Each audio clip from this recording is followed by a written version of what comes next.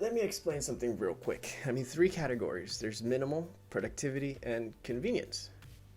Now, I have been working with these so-called MX devices for countless of hours, and they do not disappoint really.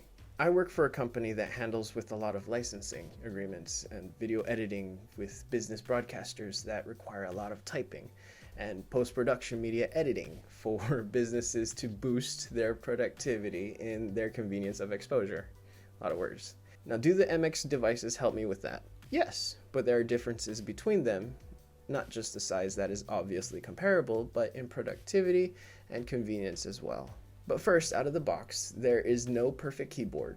Some people would prefer a $20 keyboard than a $100 keyboard. It's the same as a car, You can get a cheaper car or a high roller expensive car, but they both can take you the same places, just depends on how you would feel between using the two.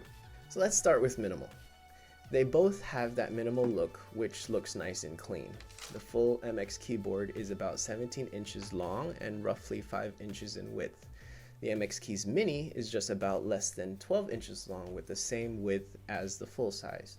They really took the full-size MX keys and shrank it to this portable-sized keyboard. Speaking of portable, I don't think this is a must when it comes to portability because, of course, when you travel, you'd prefer to carry less. And even though this is a mini keyboard, it will take up some space. Most of the time, I would just bring my laptop, which already has a keyboard. For aesthetic reasons, the Mini does look better when you have the minimalist look towards your desk. So less is better.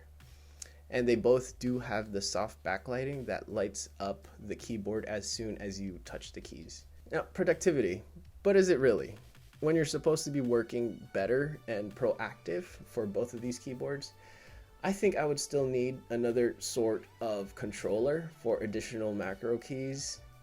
They both do have customizable keys to set whatever program or file you would like to open, which is really handy, of course.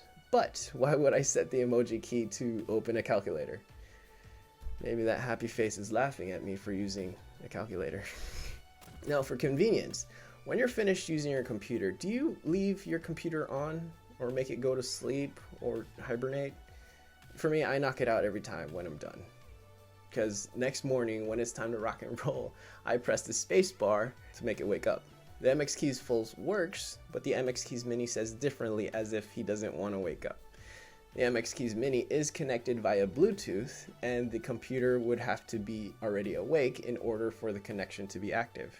But you can make another purchase of the Logi Bolt, which is handy when you have multiple Logitech devices that are compatible. You can connect, I believe, 6 devices with that one bolt, I think.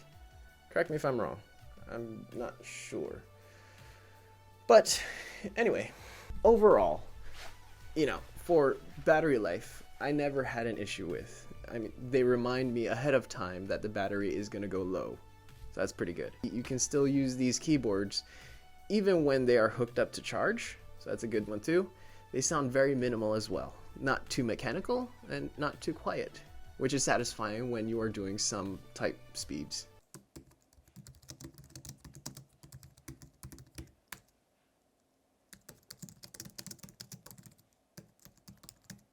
I know there are higher versions of the MX keys, the MX Keys S. You really won't be able to tell the difference because it's more on better connectivity.